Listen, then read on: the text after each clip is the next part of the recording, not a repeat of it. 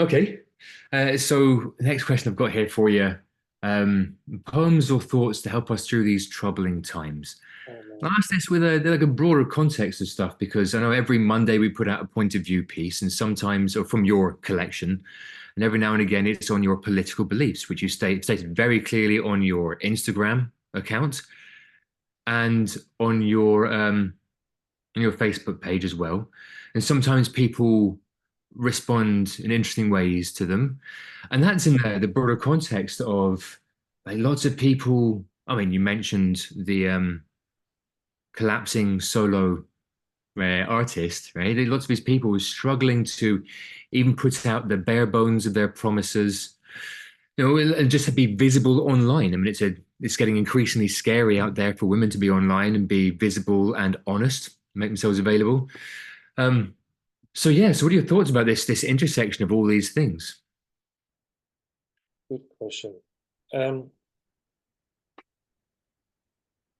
yeah, I mean, of course, this is a very personal choice that people have to make of what do you want to put out and whatnot. There's real good reasons to not say certain things at all.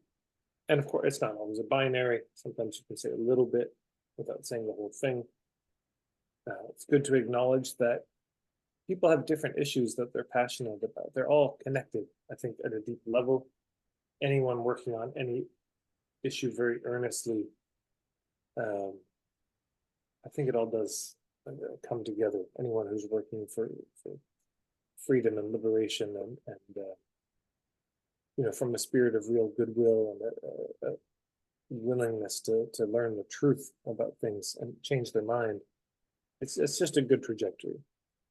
Even when it seems people are politically opposed, that spirit of goodwill and a willingness to know the truth and see things how they are, people can shift and adapt, and I've seen it many times.